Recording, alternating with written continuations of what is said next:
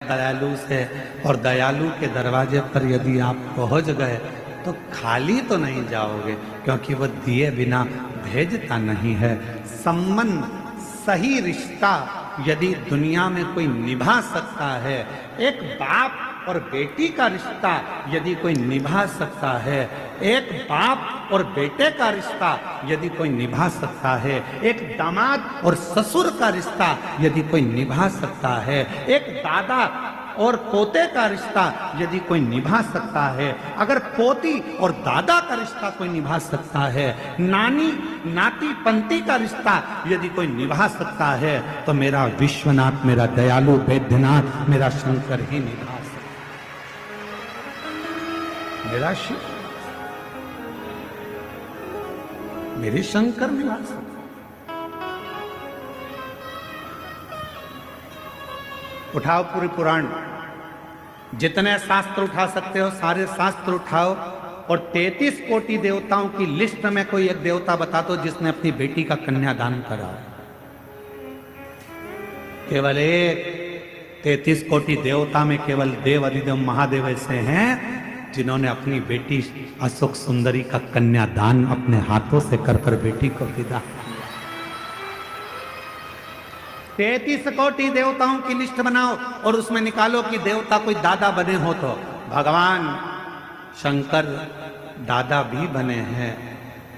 भगवान गणेश जी के पुत्र शुभ लाभ हुए, पर दादा भी बने हैं। शुभ लाभ के पुत्र अमोद प्रमोद हुए, पर दादा बने हैं भगवान। जरा विचार करिए कितना बड़ा रिश्ता मेरे शिव निभाते हो। और बेटी ने कहा था अशोक सुंदरी ने, काशी की कथा है, काशी के एक वृक्ष के नीचे बैठकर अशोक सुंदरी ने अपने पिता भगवान देव अधिदेव महादेव से कहा था, पिताजी मेरी शादी हो रही है, आप मुझे विदा कर रहे हैं, आप मुझे कन्यादान में कुछ दोगे नहीं? शंकर भगवान ने कुबेर को डमरू बजाकर बुला लिया और कुबेर को खड़ा कर दिया कि कुबेर, मेरी बेटी के कन्यादान में जो इसको चाहिए सब दे देना। कुबेर डमरू बजाते से कुबेर आकर खड़े हो गए और कुबेर से भगवान शंकर कह रहे हैं, मेरी बेटी अशोक सुंदरी के कन्यादान में, इसकी विदाई में जो इसको चाहिए, जो लिस्ट दे, सारा सामान निकाल दे, क्योंकि मेरी बेटी की शादी है और वो विदा हो रही है। अशोक सुंदरी ने हाथ जोड़कर कहा, पिताजी कभी कोई बेटी ये नहीं चाहती कि उसका बाप जब अपनी बेटी की शादी करे तो दूसरे से मांग कर करे। बाप की जितनी सामर्थ्यता हो बेटी चाहती है, बस बाप उतने में शिव।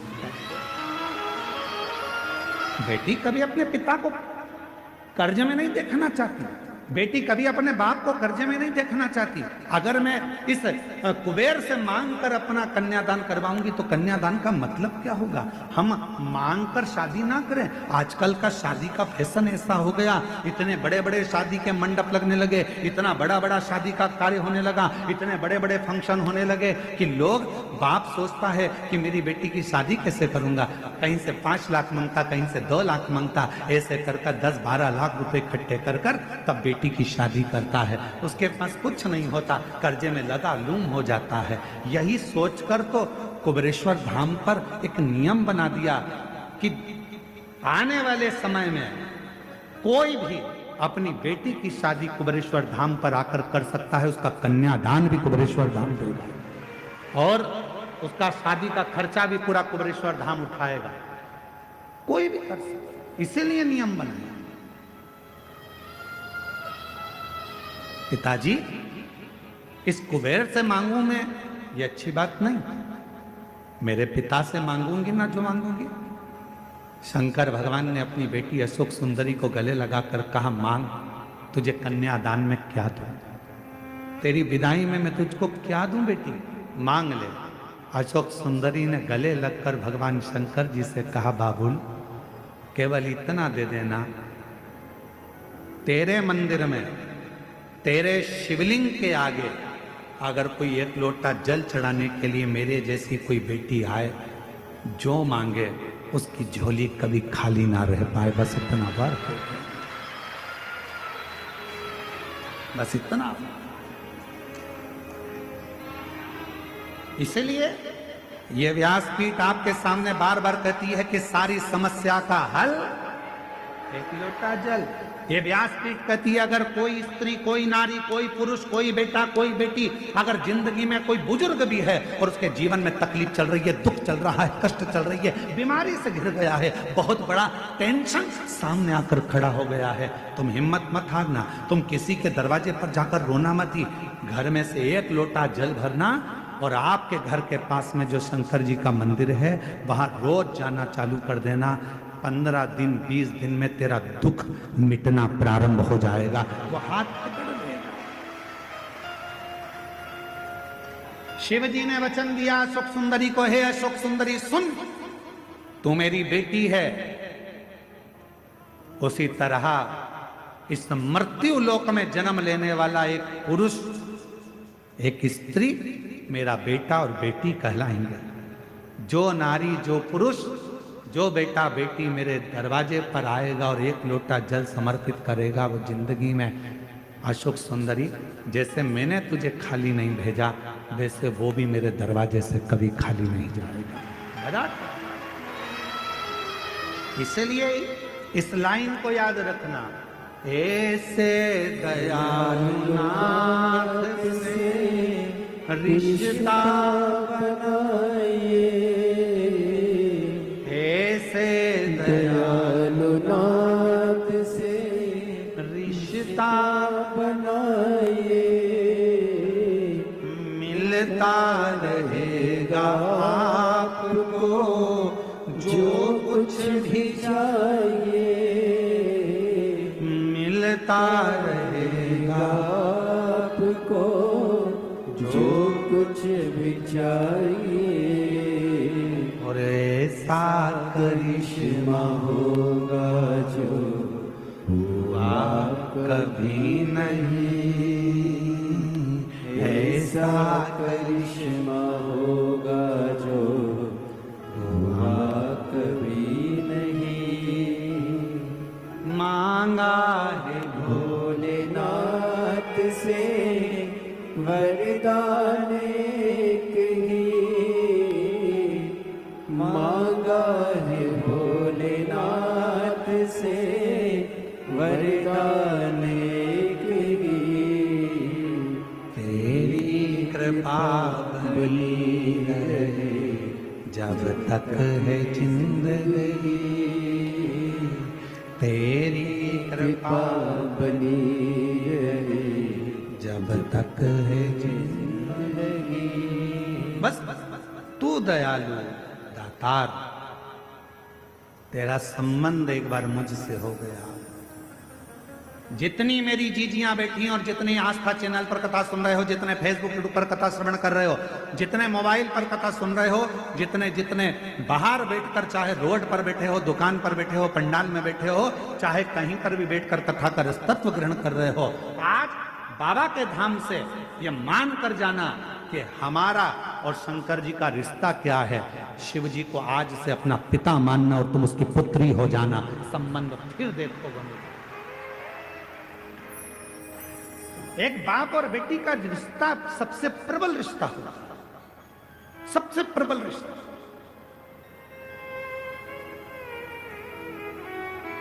और देवघर की कथा है, यह रिश्ते की कथा है। कितना विचित्र कथा है देवघर की, जरा सुनिएगा।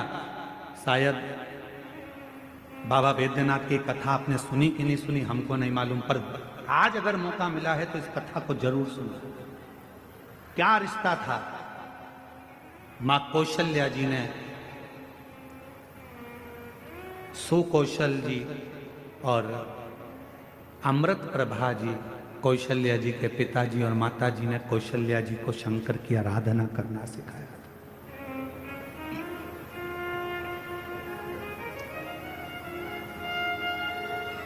कौशल्या मैया शिव जी की आराधना में लीन। कहते हैं आनंद रामायण वर्णन करती है कि कौशल्या मैया 1 मिनट भी शंकर की भक्ति के बिना रह नहीं पाती थी। भाव की इतनी शुद्धता थी मां कौशल्या जी की। फिर वही बात आ गई, रावण ताव से शिव जी को भजता था और कौशल्या जी भगवान शंकर को भाव से भजती थी। भाव से भजती। एक दिन रावण ने सभा बुलाई, सारे ग्रहों को बुला लिया, सारे देवताओं को बुला लिया। रावण की लंका में सभा लगी हुई है, बड़े बड़े देवता बैठे हुए हैं, ग्रह बैठे हैं, नाग, किन्नर, गंधर्व, अप्सरा, देवता, दानव, सब उस सभा में बैठे हुए थे। सब उस सभा में बैठे हुए हैं और उस सभा में चारों तरफ सब लोग बैठे हुए हैं। और उस सभा में लंकापति रावण ने ऊंची आवाज कर कर कहा कि बताओ मेरे प्राण कैसे छूटेंगे, मेरी मृत्यु कैसे होगी। बड़े बड़े विद्वान बैठे थे, बड़े बड़े सभासद बैठे थे, बहुत देवता, गंधर्व, किन्नर, अप्सरा, पशु, पक्षी सब उस सभा में बैठे हैं, असुर सुर सब उस सभा में। मेरे प्राण कैसे जाएंगे बताया जाए, कैसे मरूंगा मैं बताओ। तब किसी ने नहीं बताया। रावण को क्रोध आ गया तो सबको बंदी बनाने लगा। बंदी, अगर नहीं मालूम पड़ा तो मैं तुम्हें बंदी बना लूं। तब ग्रहों में ग्रह, सारे ग्रहों ने रावण से कहा, रावण तुम्हारी मृत्यु कौशल देश के राजा सुकौशल जी की जो लड़की है कौशल्या, उन कौशल्या माता के गर्भ से एक बड़ा विद्वान शूरवान एक पुत्र पैदा होगा, जन्म लेगा। उस बेटे के द्वारा तुम्हारे प्राण छूटेंगे। अब तो रावण को गुस्सा आ गया। कौशल नरेश, सुकौशल की लड़की कौशल्या और कौशल्या का बेटा राम मुझे मारेगा। हाँ। रावण ने सभा को विराम दिया, अपने गुप्तचरों को बुलाया। मेरी मृत्यु नहीं होना चाहिए, उसके लिए क्या करा जाए। एक ही काम है, कौशल्या को अपने यहां ले आ। जब लंका में माता कौशल्या आ जाएगी, कौशल्या अगर लंका में पहुंच गई तो उसकी कोई संतान नहीं होगी। संतान नहीं होगी तो तुम मरोगे नहीं। रावण ने उसी समय पर अपनी सेना तैयार कर कर कौशल राज्य में पहुंच गया और सुकौशल राजा के पास जाकर रावण ने हाथ जोड़कर प्रणाम किया।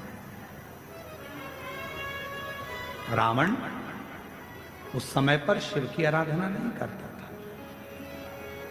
बाबा वैद्यनाथ की कथा चल रही है, जरा सावधानी से सुनिएगा।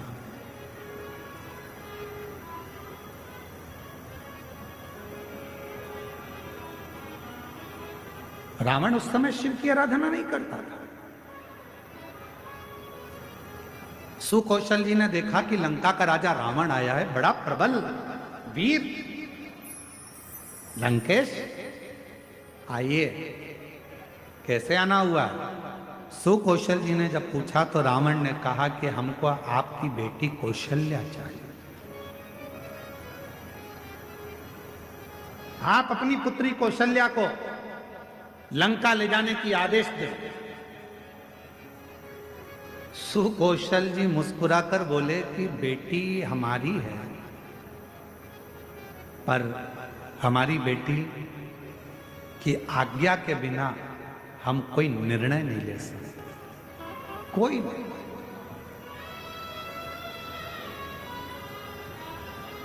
मेरी बेटी की आज्ञा के बिना मैं कोई निर्णय नहीं ले सकता।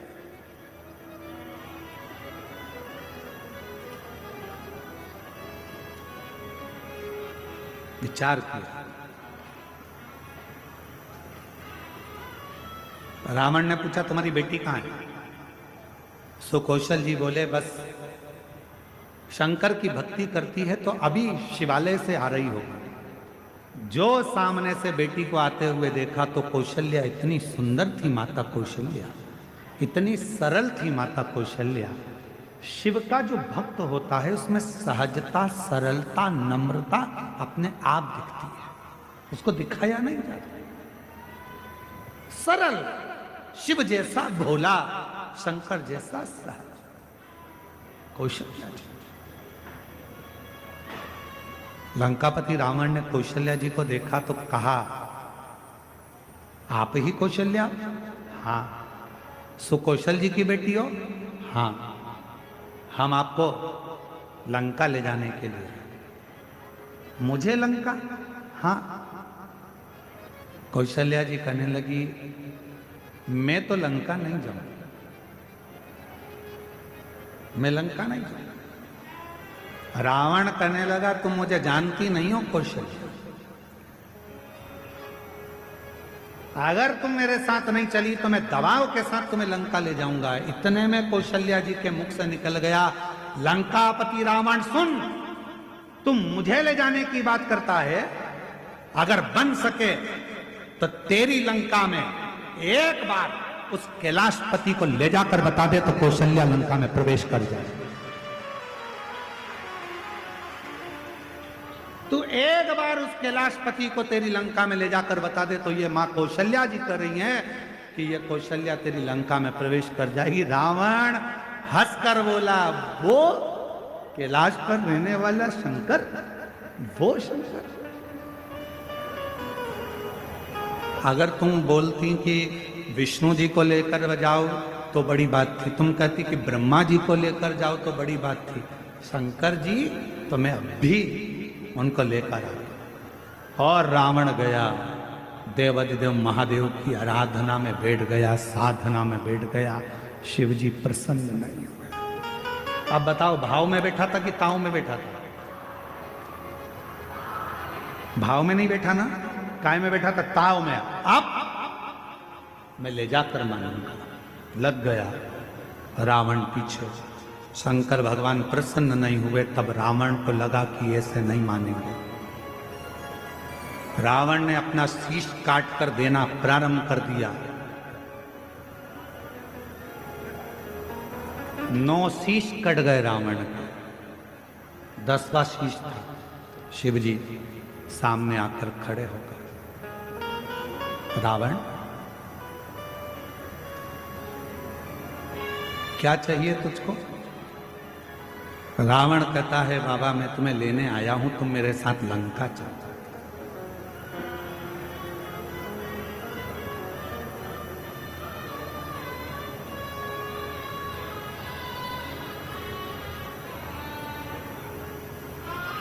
शिव जी कहने लगे, ऐसे तो मैं लंका जा नहीं सकता, मैं लंका ऐसे जा नहीं सकता, चलना तो पड़ेगा। रावण जिद पर अड़ गया। तब देवाधिदेव महादेव ने मां पार्वती जी से जाकर कहा कि लंकापति रावण मुझे लेने के लिए आया। शिव जी कहते हैं कि मैं नहीं जा सकता, मैं जानता हूं, पर पार्वती तुम बताओ क्या? जगत जननी जगदम्बा पार्वती जी ने कहा, प्रभु आप इस कैलाश को छोड़कर, इस भूमि को छोड़कर आप लंका नहीं जाओगे। तब भगवान शंकर जी ने कहा, कुछ तो करना पड़ेगा। पार्वती जी कहती हैं, आप जानो क्या करना है। शिव जी ने रावण से कहा, मैं खुद तो नहीं जा सकता, पर मेरा ये स्वरूप एक शिवलिंग के रूप में तुझे देता हूं, तू इसको लेकर चल जा, तू लेकर चल। शिवलिंग मेरा स्वरूप है, लेकर जा। रावण कहने लगा, ठीक है, आप अपना शिवलिंग दे दीजिए। शंकर भगवान का प्रतिबिंब स्वरूप शिवलिंग शिव जी ने उठाकर रावण को दे दिया और रावण से कहा, सुन रावण, ये शिवलिंग तू जहां रख देगा उठने वाला नहीं, ले जा इसको।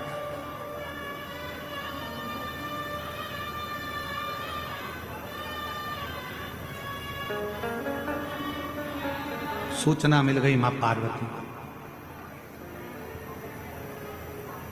पार्वती को सूचना मिल गई कि शिव जी एक लिंग की आकृति में रावण के साथ लंका जा रहा है। रावण के साथ लंका, शिवलिंग। पार्वती की आंखों से जल बहने लगा। शिवजी ने पूछा, पार्वती तू रो रही है, तेरी आंखों में जल भरा है? हां। क्यों? जो मेरे हृदय में विराजमान था वो आज शिवलिंग की आकृति धारण कर कर लंका जा रहा है। ये शिवलिंग तो मेरा दिल है, मेरे हृदय में शिवलिंग है, और तुम उसको लंका भेज रहे हो।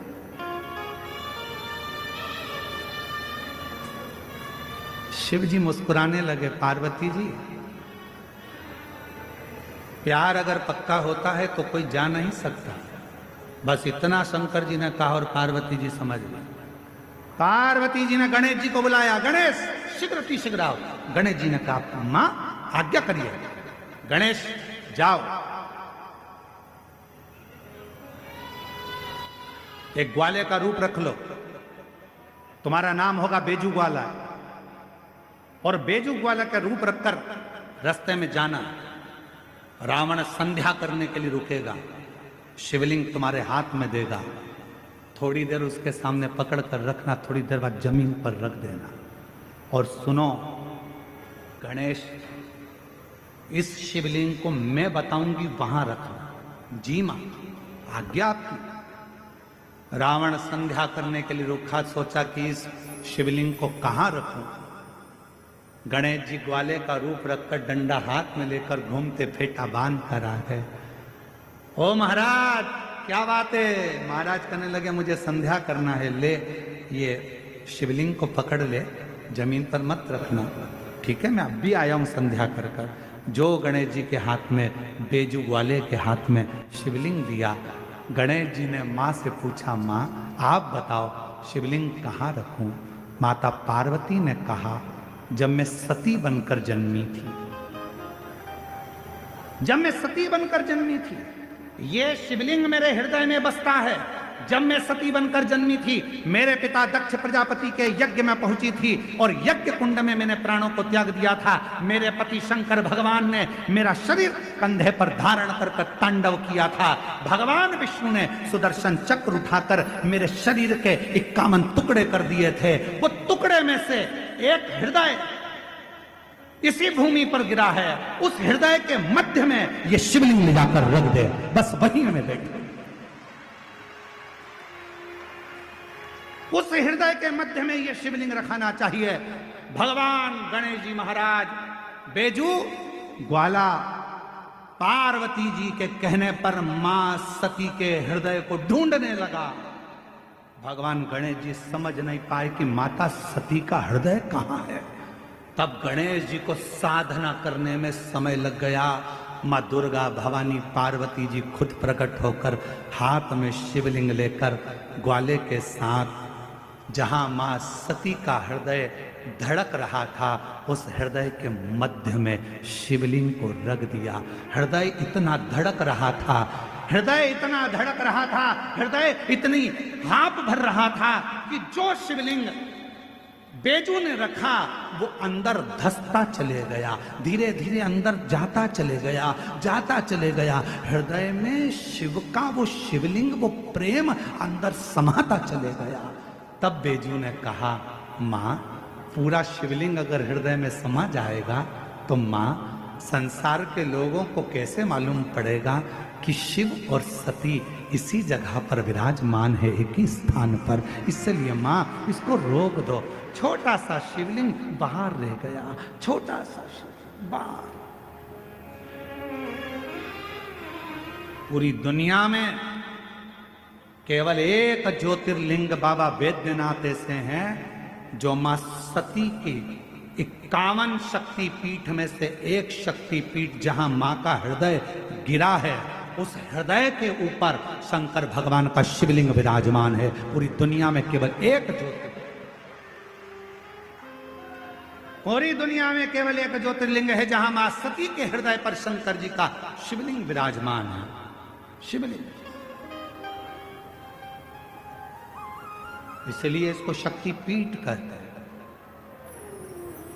शिव शक्ति की पीठ है। रावण आया, बैजू से पूछा क्यों? मैंने शिवलिंग दिया था, वो तो मैंने रख दिया, बहुत भजन था, उठ ही नहीं रहा था। और रावण को गुस्सा आया, मारने के लिए दौड़ा, बैजू भाग गए। बताओ तूने मेरा शिवलिंग रख दिया। अब तो रावण को क्रोध आ गया, मतलब कौशल्या के गर्भ से बालक जन्मेगा और मुझे मारेगा, उससे पहले इस कौशल्या को तो मैं कहीं ना कहीं छुपा दे। रावण गया, माया रची और कौशल नरेश की नगरी में प्रवेश कर कर सुकौशल राजा की राज्य में कौशल्या मैया तो सो रही थी और रावण ने उस कौशल्या मैया को उठा लिया। रावण ने कौशल्या मैया को उठाया, एक पेटी में बंद कर दिया। एक पेटी में बंद कर कर उस पेटी को किसी को पता ना चले तो समुद्र में गया। समुद्र में जाकर एक बड़े महामत्स्य को देखा, बड़ी मछली को देखा और मत्स्य से कहा, महामत्स्य मुख खोल। महामत्स्य ने मुख खोला, रावण ने उसके मुख में वो पेटी रख दी और मत्स्य से कहा तू समुद्र में घूमता रहे। ये कौशल्या किसी को मिलने वाली नहीं, इतनी मछलियों में कौन जानेगा कि कौन सी मछली के मुंह में कौशल्या जी है। ब्रह्मांड कर महामत्स्य जा रहा था, मछली जा रही थी, इतने में एक बड़ी, उससे भी बड़ी मछली महामत्स्य सामने आ गई। उससे उस मछली का झगड़ा होने लगा। झगड़ा होने लगा तो इस बड़ी मछली ने मुंह फाड़ा। मुंह फाड़ते से कौशल्या जी की वो पेटी समुद्र में गिर गई। गिरते गिरते वो पेटी एक टापू पर पहुंच गई। उस टापू पर पहुंची जहां पर राजा दशरथ पार्थिव शिवलिंग का पूजन कर रहे थे और उनको वो पेटी दिखी। पेटी को खोला गया, सुंदर कन्या दिखी। पूछा तुम कौन हो? मैं कौशल राजा की बेटी हूँ। कौशल राजा के यहाँ कौशल्या को पहुंचाया। कौशल राजा ने अपनी बेटी कौशल्या का विवाह दशरथ जी के साथ कर दिया और तब राम जी का प्रकट।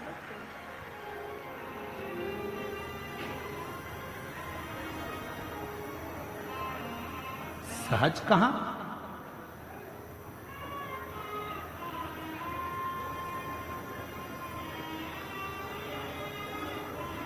शिव की आराधना करने वाले को शिव की आराधना करने वाला मिलता, शिव की साधना करने वाले को शिव की साधना करने वाला मिलता। जो भगवान शिव को भजता है उसे शिव का भक्त ही प्राप्त होता। ऐसे दयालु नाथ से रिश्ता बनाइए, ऐसे दयालु नाथ से रिश्ता बनाइए, मिलता रहेगा आपको जो कुछ भी चाहिए, मिलता रहेगा आपको जो कुछ भी चाहिए। ऐसा करिश्मा होगा जो हुआ कभी नहीं, ऐसा करिश्मा होगा जो हुआ कभी नहीं। तेरी कृपा बनी रहे जब तक है जिंदगी, तेरी दया बनी रहे जब तक है जिंदगी। मांगा है भोलेनाथ से वरदान एक ही, मांगा है भोलेनाथ से वरदान एक ही। तेरी दया बनी रहे जब तक है जिंदगी, तेरी दया बनी रहे जब तक तक है जिंदगी, मांगा है भोलेनाथ से वरदान एक ही। शिव से मेरे बाबा संबंध जोड़ते भी हैं तो वहां जोड़ते हैं जहां कोई शिव का भक्त हो। ए मेरी जीजियों, मेरे जीजाओं, मेरी बेटियों, बेटाओं, मेरी माताओं, मेरे बुजुर्ग माता पिता, ध्यान रखना, शिव महापुराण की कथा में मन उसी का लगता है। शंकर जी के मंदिर में एक लोटा जल चढ़ाने वही जाता है जिसका पुराना संबंध भगवान देव अधिदेव महादेव से रहा होगा। पुराना संबंध। शिव जी से आपका संबंध पुराना है। बाबा से यदि आपका रिश्ता पुराना है तो वो संबंध आपको यहां तक लेकर आता है। वो संबंध,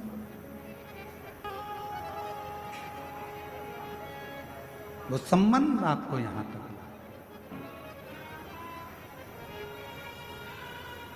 वो संबंध आपको नजदीक तक लेकर जाए। शिव के पास,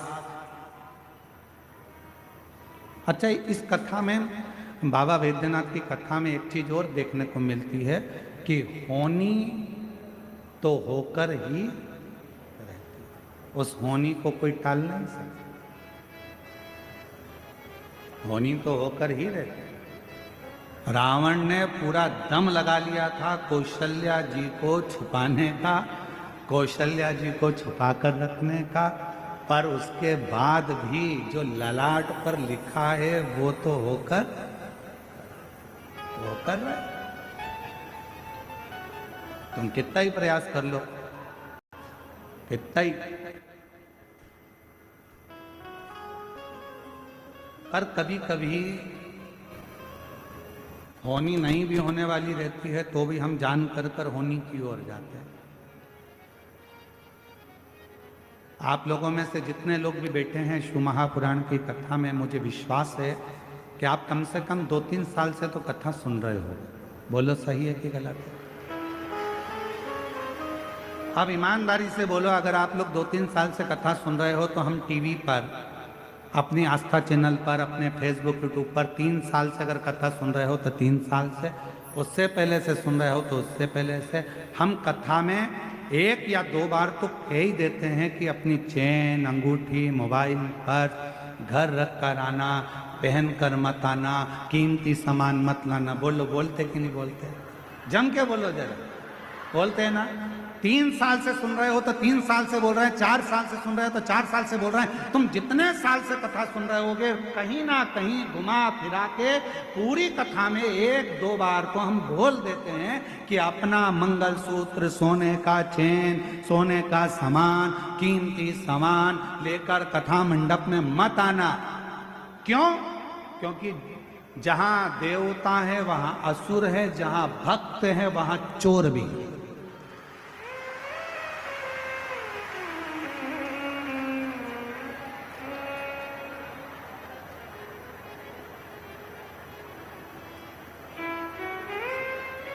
में से छाटो कौन सा सही है, बोलते जाओ उत्तर सही है। फिर अगर ये भी नहीं कर सकते तो फोन लगाकर बात कर सकते हो, आपके पास ये भी विकल्प। फिर आपके पास एक विकल्प और है कि आप किसी की सहायता ले सकते हो। जो व्यक्ति हॉट सीट पर बैठा है, क्या वो उत्तर नहीं जानता है? उसको उत्तर मालूम है, पर जैसे ही उसके सामने विकल्प आ जाते हैं वो उन विकल्पों में इतना फंस जाता है कि असली उत्तर को भूल जाता है और आखिरी में वो हार जाता है। आखिरी में एक प्रश्न और उसका एक उत्तर अगर है तो मंजिल तक पहुंचेगा। बहुत सारे विकल्प जब खड़े हो जाते हैं तो वो सोच में पड़ जाता है, ये बोलूं या ये बोलूं। विकल्प वो मंजिल तक पहुंचता। आज दुनिया के लोगों ने सारे विकल्प हटा दिए। पहले लोग कहते थे हमारे पास आना, हम तुम्हारा दुख मिटा देंगे। फिर कोई कहता था वहां चले जाओ, वहां तुम्हारा दुख मिट जाएगा। फिर किसी ने कहा वहां चले जाओ, तुम्हारी तकलीफ मिट जाएगी। वहां चले जाओ, तुम्हारा कष्ट मिट जाएगा।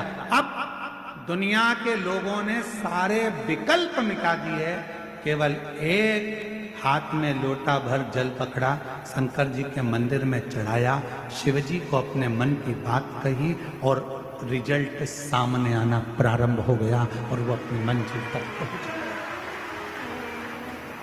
मंजिल तक पहुंच। विकल्प रहेंगे तो उलझे, ऑप्शंस रहेंगे बहुत सारे तो उलझे। अब कोई विकल्प नहीं है, कोई ऑप्शन, केवल एक सारी समस्या का हल श्री शिवाय बोल बम का नारा है। बस एक विकल्प उसको दिखता है कि मेरे को अब ज्यादा फंसना नहीं है, आडंबर में मुझे जाना नहीं है, यहाँ वहाँ मुझे जाना नहीं है, मुझे तो केवल शंकर के मंदिर तक जाकर एक लोटा जल समर्पित कर। एक पत्र है, अच्छा है।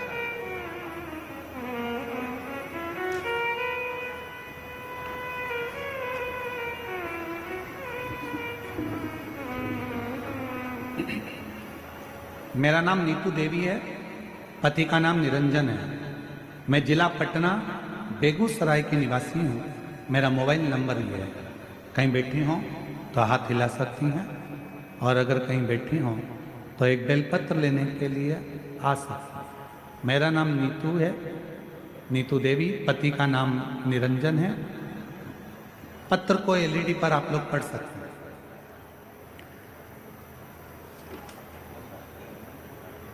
बेगूसराय की निवासी हूँ, कहीं बैठी हो तो हाथ हिला सकते। गुरुजी, आपको प्रणाम करती हूँ। एक लोटा जल और पंडाल में बैठकर कथा सुनने का फल बताना चाहती हूँ। बाबा ने छप्पर फाड़ कर दिया है, जो भी दिया सब मिला गुरुजी।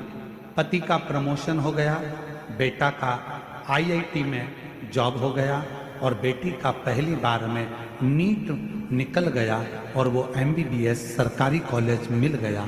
मैं गुरुदेव काशी का पंडाल कथा सुनी, मधेपुरा सिंहेश्वर के पंडाल में कथा सुनी, सीहोर के पंडाल में कथा सुनी। बाबा से केवल यही मांगने जाती थी कि मेरा बेटा का जॉब लग जाए और मेरी बेटी का सिलेक्शन हो जाए और मेरे पति का प्रमोशन हो जाए। बाबा किराए के मकान में रहते थे, आज बाबा ने खुद का महल बनवा दिया है। मैं बाबा को यहाँ प्रणाम करने के लिए। दूसरा पत्र है, मेरा नाम प्रीति गुप्ता है, पति का नाम राजन गुप्ता है। मैं ग्राम करनौती, जिला गोरखपुर, उत्तर प्रदेश से आई हूँ। कहीं बैठी हों तो हाथ हिला सकती हैं, और अगर कहीं बैठी हों तो बेलपत्र आप ही हैं, ऐसा हाथ हिला। हाँ, आ सकते हो, एक बेलपत्र लेकर जाइएगा, आ जाइएगा। गोरखपुर उत्तर प्रदेश से, करनौती से आई हूँ। मेरी शादी को 11 वर्ष हो गए थे, परंतु मुझे कोई संतान का सुख प्राप्त नहीं हुआ। बहुत दवा करवाई, सारी जांच भी करवाई, बहुत अच्छे अच्छे डॉक्टर को भी दिखाया और सारी रिपोर्ट नॉर्मल भी आई, परंतु फिर भी संतान की प्राप्ति नहीं। गुरुजी, मैं बहुत दुखी हो गई और मुझे लोगों के ताने भी मिलने लगे। तब किसी ने मुझे बताया कि सीहोर वाला बाबा महाराज आस्था चैनल पर शिव पुराण की कथा करता है और उपाय भी बताते हैं। मैंने 2023 में आपकी कथा को सुनना प्रारंभ किया। आपके बताए अनुसार आंकड़े की जड़ का प्रयोग 2 बार किया, पशुपति व्रत 3 बार किया।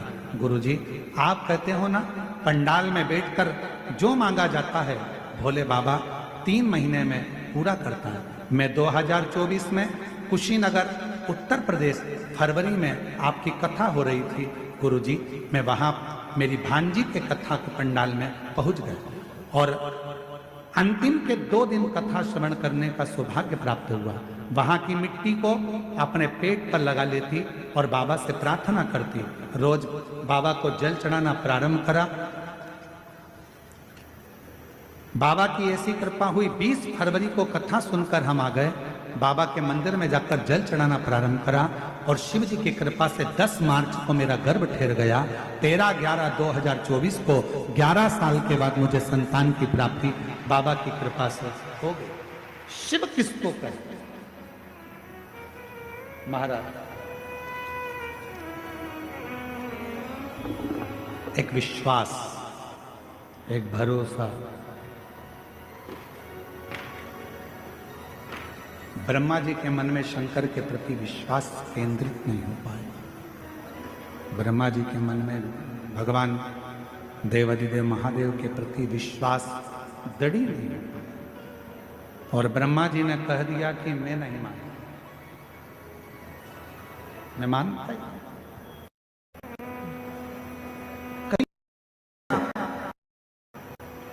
कोई कहेगा काय को चक्कर में पड़े हो, एक लोटा जल से कुछ होता है?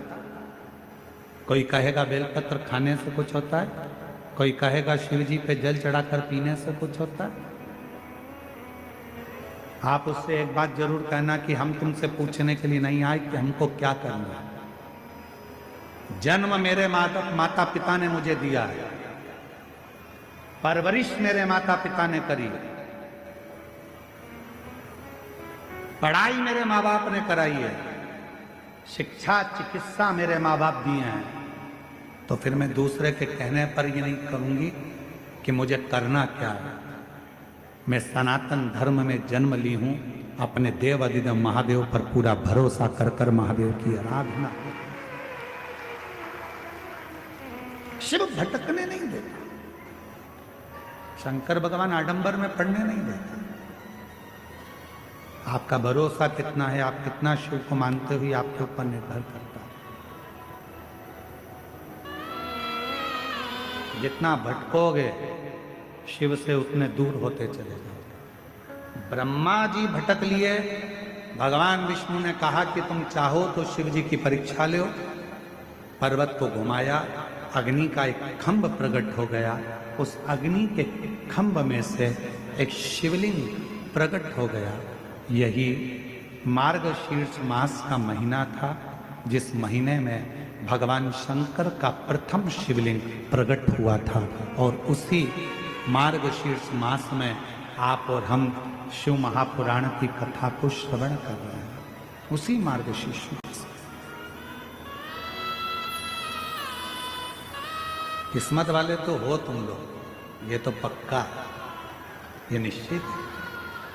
आपने अपने घर जाकर नजर उतरवा लेना तुम अपनी कि बाबा ने बहुत बड़ी कृपा कर, दया कर।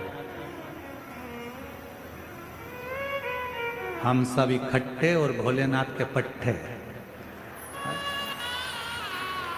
तुम सहज नहीं हो, सरल नहीं हो, बहुत कहीं कहीं बाबा देव अधिदेव महादेव का कोई पुराना संबंध और आपका और हमारा शंकर जी से रहा होगा, जो शिव महापुराण की कथा मार्गशीर्ष मास में श्रवण करने का सौभाग्य मिला।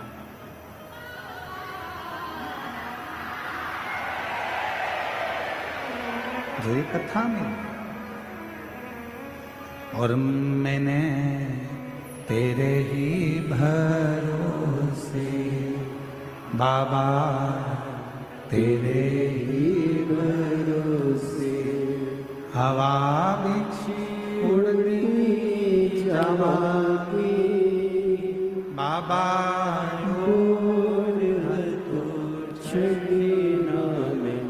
कटी जावागी भोले मैं तेरी पत्नी, शंभू मैं तेरी पत्नी, हवा बिछ उड़ती जावागी बाबा, बोल तो छड़ी नाम कटी जावागी। एक विश्वास अपने भीतर प्रकट करो।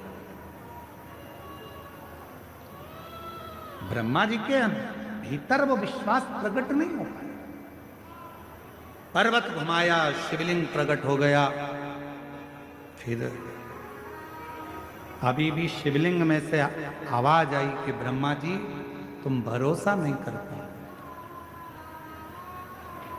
व्यक्ति जगह जगह की ठोकर कब तक खाता है? जब तक वो पूर्ण भरोसा शिव पर नहीं कर पाता, जब तक उसका विश्वास दृढ़ नहीं होता। जिस मनुष्य का भरोसा शंकर जी पे पूरा हो जाता है, फिर वो कभी भटकता नहीं।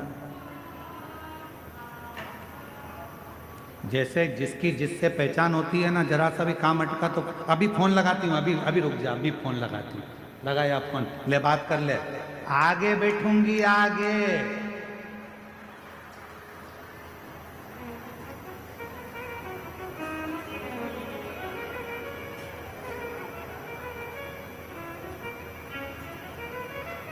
कई माताओं का आधा टेंशन था, कहीं कथा में बैठने के पास तो नहीं मिल रहा है। और कई लोगों ने थे कुछ लोग जिन्होंने सोचा कि अपना थोड़ा बहुत व्यापार कर लेंगे, तो उन्होंने सोचा कि अपना पास भेज देंगे, कौन पहचान में आ रहा है, बैठेगी तो बैठेगी, नहीं तो चली जाएगी।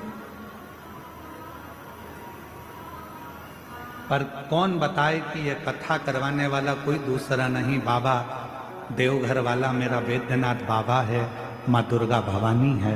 कौन? वो संत का। और फिर अभी कथा के बीच में कहा था कि 6 साल से कथा सुन रहे हो कि चेन, अंगूठी, मोबाइल, पर्स लेकर मत आओ, क्योंकि तुम यहाँ पर, मेरा बाबा तो खुद डायमंड है, हीरा है। तुम अपना सोना, चांदी, हीरा, पन्ना घर छोड़ कर आओ, यहाँ तो बाबा से मिलने आई हो ना, अपने पिता से कहने के लिए आई हो।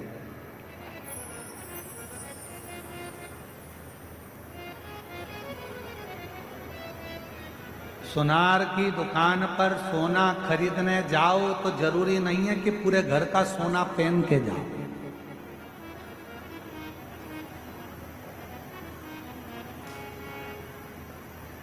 काय चंदन भैया, सही है गलत है? तुम भी सोनी हो है? सुनार की दुकान पर जाओ सोना खरीदने तो जरूरी नहीं कि पूरा सोना पहन कर जाओ। सुनार की दुकान पर सोना खरीदने जा रहे हो, तुम्हारा सोना पहनकर जाना जरूरी नहीं है। सुनार की दुकान पर जा रहे हो तो तुम्हारे पर्स में माल होना जरूरी है। तुम्हारा सोना पहनकर सुनार की दुकान पर नहीं जाया जाता। सुनार की दुकान पर तो बैग में, समझ गए, माल होना जरूरी है, पैसा होना जरूरी है। फिर तुम सुनार की दुकान पर जाओ तो सुनार भी तुम्हारा आदर करेगा, चाय मंगवाएगा, लस्सी मंगवाएगा, बैठो भाभी जी, काका जी, बैठो साहब, ये देखो वो देखो। सोना पहन कर गए तो उससे मतलब नहीं, माल, गड्डी, पैसा तुम्हारे पर्स में होना चाहिए।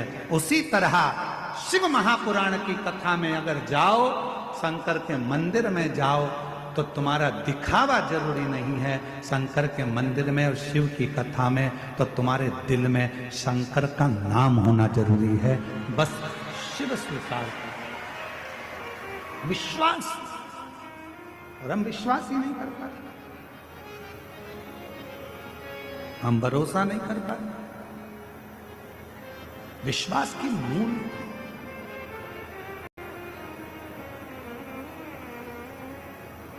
शिव कथा कर रहे हो। भगवान ब्रह्मा जी ने कहा, इस शिवलिंग में अगर शंकर भगवान है तो नारायण भगवान से कहा कि तुम चरण देखने जाओ, मैं शीश देखने जाता हूं। भगवान नारायण को चरण नहीं मिले। भगवान नारायण वापिस आ गए। ब्रह्मा जी से कहा कि जब तक ब्रह्मा जी आए, ब्रह्मा जी ऊपर गए, शीश नहीं मिला। एक गोमाता निकल कर जा रही थी, ब्रह्मा जी ने उस गोमाता को पकड़ लिया, विनय करिए, आप हमारे साथ चलिए और चलकर भगवान नारायण के सामने कह दीजिए कि ब्रह्मा जी को शीश मिल गया। गोमाता ने कहा कि मैं झूठ बोलूंगी तो उसमें फायदा क्या है? ब्रह्मा जी ने कहा, घर में सबसे पहली रोटी बनेगी तो तुमको मिलेगी, तुम केवल शंकर जी के सामने एक बार झूठ बोल। अब ब्रह्मा जी को कौन समझाए कि शंकर भगवान को सबसे ज्यादा प्रिय तो सत्य है। इसलिए कोई मरता है तो उसको ले जाते कहते हैं राम नाम सत्य, क्योंकि ले जाने वालों को मालूम है कि जहां लेकर जा रहे हैं वो शमशान है और शमशान शंकर का धाम है। शिव के करीब में अगर जाना है तो थोड़ा सा सत्य बोलना पड़ेगा, थोड़ा सा सत्य।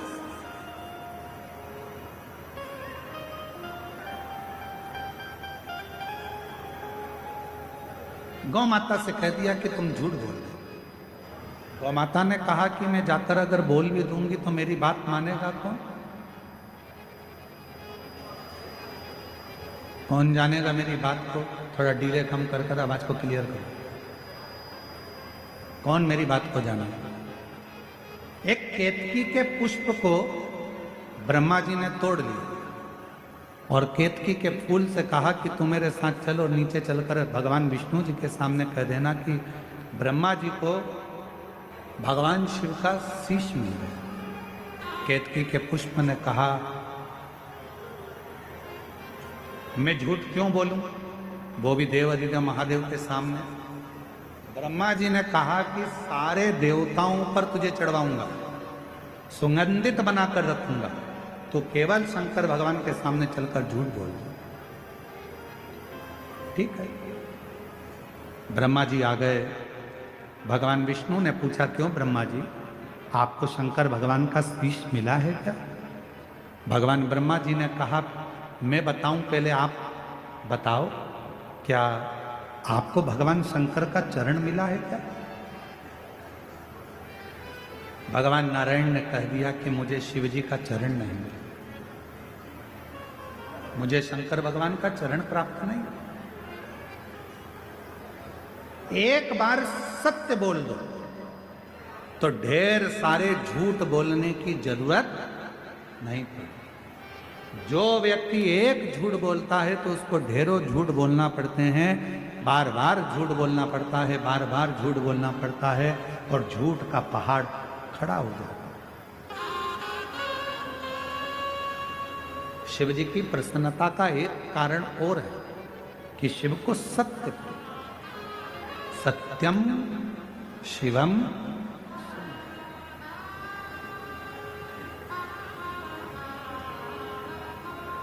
शिव को सत्य प्रिय। भगवान भोलेनाथ जी को सत्य की प्रियता।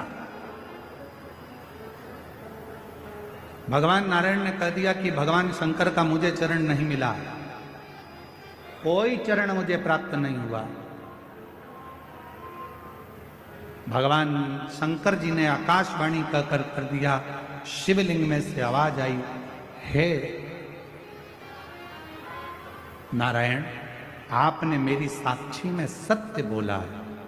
आज से पूरी पृथ्वी पर आपकी सत्य की मूर्ति की पूजन होगी और दुनिया के लोग सत्य नारायण कहकर तुम्हें पुकारेंगे, तुम्हारी आराधना। तुमने सत्य कहा। अब बारी आई भगवान ब्रह्मा जी की, तो भगवान विष्णु जी ने पूछा क्या तुमको शंकर भगवान का सिर मिला है? क्या तुमने शिवलिंग का सिर देखा है? क्या तुमने शिवलिंग का दर्शन किया शीश का? ब्रह्मा जी ने कहा हाँ। शिवलिंग में से आकाशवाणी हो गई, ये ब्रह्मा जी झूठ बोल रहे हैं, इनको शीश का दर्शन नहीं। ब्रह्मा जी बोले ना मानो, गौ माता से पूछ लो। भगवान विष्णु ने पूछा गोमाता तुम बताओ, क्या ब्रह्मा जी को भगवान शंकर के शीश का दर्शन हुआ है? गोमाता ने एक रोटी के चक्कर में झूठ बोल दिया और कह दिया भगवान ब्रह्मा जी को शीश का दर्शन हुआ। तो भगवान शंकर के शिवलिंग में से आवाज आई, गोमाता तू जगत की मां होकर झूठ बोलती है। हे गोमाता, तू जगत की मां होकर झूठ बोली है। पृथ्वी पर तेरी पूजन होगी, आराधना होगी, लोग तुझे सम्मान करेंगे, सत्कार करेंगे, सब कुछ करेंगे, पर गोमाता तूने अपने मुख से झूठ बोला है, इसलिए सारे देवताओं की परिक्रमा आगे से होगी, सारा दान आगे से होगा, पर गौ दान और गौ माता की परिक्रमा हमेशा पीछे से होगी। इसलिए गौदान भी पूंछ पकड़कर किया जाता है और गौ माता की परिक्रमा भी पीछे से चालू कर कर पीछे विराम दी जाती है। तो झूठ बोल। तब ब्रह्मा जी ने कहा कि अगर ना मानो तो केतकी के पुष्प से पूछो। केतकी के पुष्प से पूछा, क्यों केतकी के पुष्प? तू बता, क्या ब्रह्मा जी को शीश का दर्शन हुआ? केतकी के पुष्प ने कह दिया कि ब्रह्मा जी को शीश का दर्शन हुआ। आकाशवाणी फिर हो गई रे, एक केतकी के पुष्प तो झूठ बोलता है कि तुझे ब्रह्मा जी को शीश का दर्शन हुआ। मैं तुझे श्राप देता हूं, सारे देवताओं पर केतकी का फूल चढ़ेगा, पर यदि भूल से भी देवादिदेव महादेव पर अगर केतकी का पुष्प चढ़ गया तो हजारों गौहत्या के दोष के बराबर उसको दोष लग जाए। हजारों केतकी के पुष्प ने क्षमा। ब्रह्मा जी झूठ पर झूठ बोलते रहे, तब आखिरी में शंकर भगवान को क्रोध आया। अपने पांव के अंगुष्ठ के नख को तोड़ा, जमीन पर फेंका, उससे काल भैरव प्रकट हो गए। काल भैरव ने अपनी चीटी उंगली के नख को तोड़ा, ब्रह्मा जी के सिर पर मारा, ब्रह्मा जी का शीश कट गया। और वो शीश झूठ बोलता रहा, ये आकाशवाणी झूठी है, ये आकाशवाणी झूठी है। ब्रह्मा जी का कटा हुआ शीश लुढ़कता गया, लुढ़कता गया, लुढ़कता गया।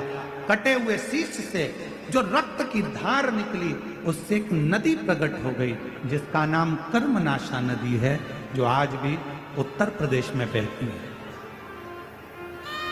कर्मनाशा, जिस नदी के घाट पर लिखा होता है कि यह कर्मनाशा नदी है, इसमें हाथ धोने वाला, स्नान करने वाला, आचमन करने वाले के सारे कर्मों का नाश हो जाता है। सारे कर्म। भगवान विष्णु ने देखा और भगवान नारायण ने भगवान देवादिदेव महादेव को नमन कर कर कहा, प्रभु क्षमा करिए, क्षमा करिए। हम जानते हैं कि ब्रह्मा जी ने गलती करी और आप कृपा करो, और ऐसी कृपा करो कि इस क्रोध को शांत कर कर ब्रह्मा जी का जो कटा हुआ शीश है, ब्रह्मा जी का जो कटा हुआ शीश है,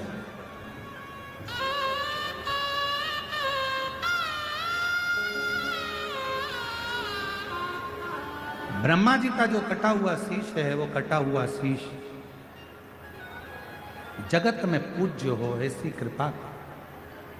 तब भगवान देवादिदेव महादेव ने ब्रह्मा जी के कटे हुए शीश को बट वृक्ष बना दिया, और बट वृक्ष बनाकर भगवान शंकर उस बट वृक्ष की छांव में विराजमान हो गए। शिव जी का नाम बटकेश्वर महादेव पड़ गया। बोल बटकेश्वर महादेव। भगवान देवादिदेव महादेव का नाम बटकेश्वर महादेव पड़ गया, और बटकेश्वर नाथ पढ़ने पर भगवान शंकर की कथा कहती है, शिव महापुराण की कथा वर्णन करती है। देवादिदेव महादेव का सुंदर संवाद कहता है, जब जिंदगी में बहुत बहुत चिंता, टेंशन, डिप्रेशन बहुत मात्रा में बढ़ जाए, तो बट वृक्ष की छांव में बैठकर बटकेश्वर महादेव का स्मरण करना चाहिए। कर्जा बहुत हो जाए, थोड़ी मेहनत को बढ़ाओ, परिश्रम ज्यादा करो, रात दिन एक करो, व्यापार अच्छा करो, व्यवसाय अच्छा करो, नियत अच्छी रखो, और बटकेश्वर महादेव के मंदिर में जाकर, या बटकेश्वर बड़ के पेड़ के नीचे कहीं शिव जी का मंदिर हो या शंकर का शिवलिंग हो, वहां एक लोटा जल समर्पित। आप लोग जब कुबेरेश्वर धाम आते हैं, तो कुबेरेश्वर धाम पर भी जब सीहोर में पहुंचते हैं, तो वहां कुबेरेश्वर धाम के ही प्रांगण में पीछे की ओर एक बहुत पुराना 400-500 साल पुराना एक बड़ का पेड़ है, बट वृक्ष। आप कभी उसके नीचे जाकर 2 क्षण अगर बैठोगे, श्री शिवाय नमस्तुभ्यम का जप करोगे, उस वृक्ष की छांव में आपको ऐसा महसूस होगा जैसे हमारे मन की बात देवाधिदेव महादेव श्रवण कर रहे हैं। शिव सुन, शिव का एक नाम बटकेश्वर महादेव, बड़ के पेड़।